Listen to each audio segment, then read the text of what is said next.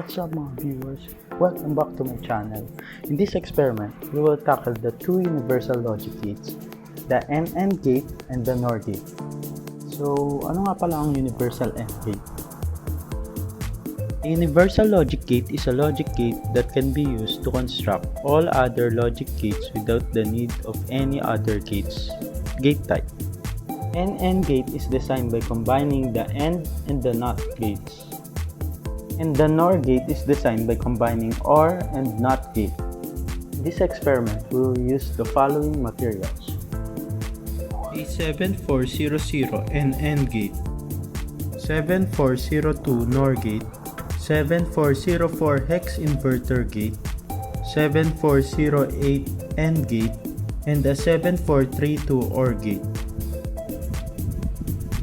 A DC power supply, an LED, 360 ohm resistor, breadboard, long nose pliers, and connecting wires. Part 1 of the experiment is examining the basic operations of an AND gate. For the first part, we will follow this diagram to construct the circuit for an AND gate.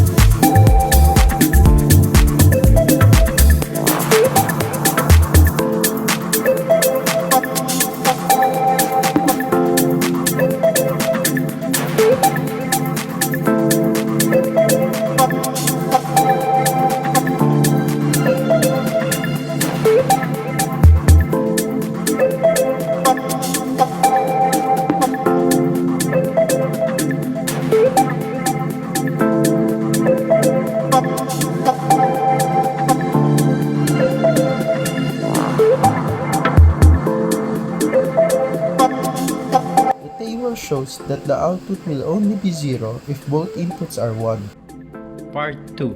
Combined AND and NOT operation. This diagram will be constructed for the AND-NOT combination.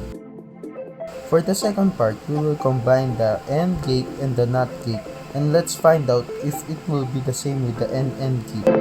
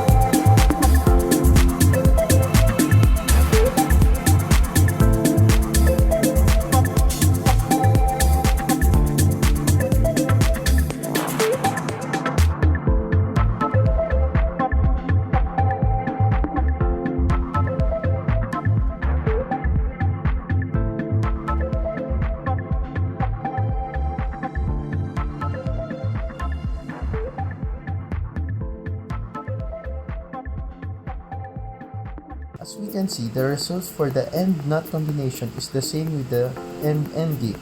We can say that the NAND gate is an AND gate and a NOT gate combined in a single IC. Part 3 of the experiment. OR operation using NAND gates. For the third part, we will follow this diagram to construct the circuit for an OR operation using AND gates.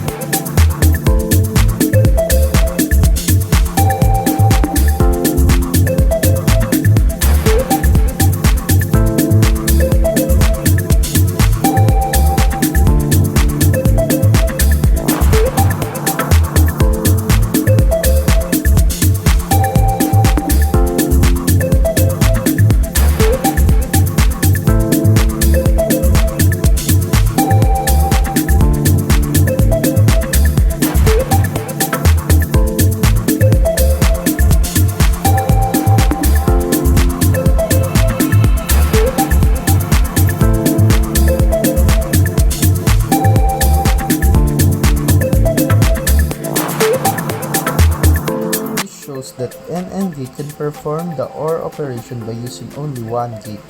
AND operation using NAND gate. For this part, we will follow this diagram to construct the circuit for an AND operation using an AND gate.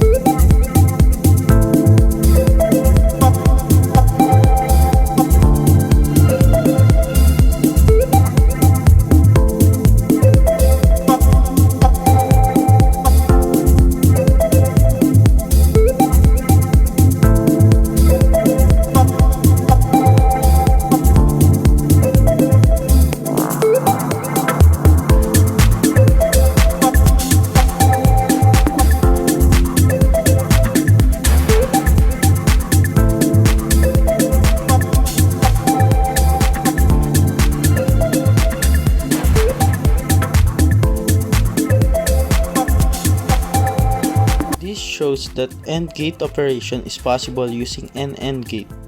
Part 5. NOR operation using NAND gates. We will follow this diagram to construct the circuit for a NOR operation using an AND gate.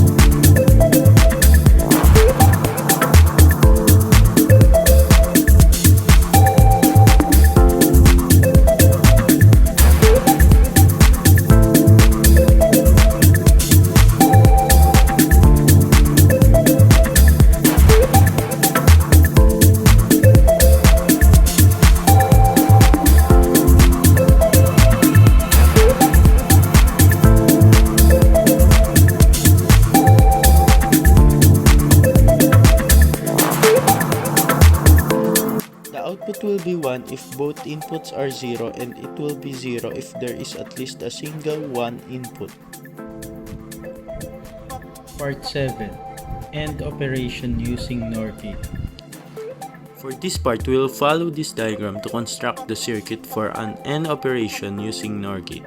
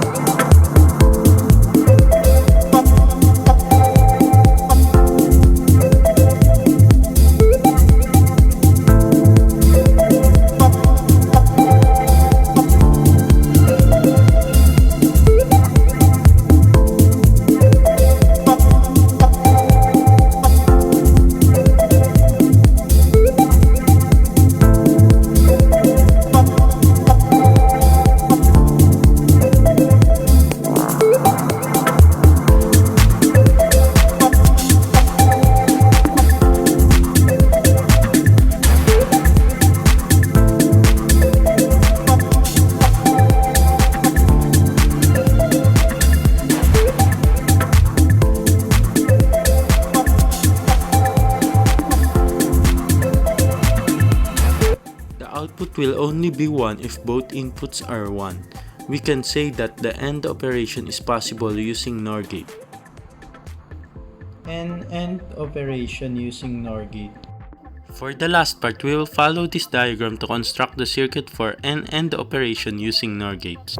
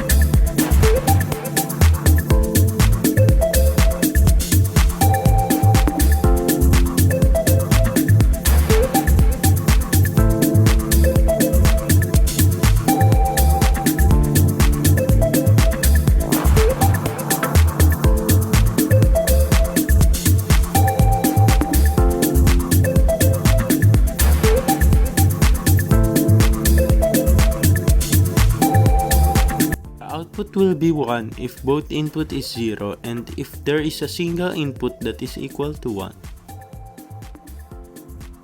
At ayun, that was the two universal logic gates, the AND gate and the NOR gate. Quick recap muna tayo. After the experiment, it is shown that the universal gates can perform the other gates with the same output. Goodbye and thank you for watching.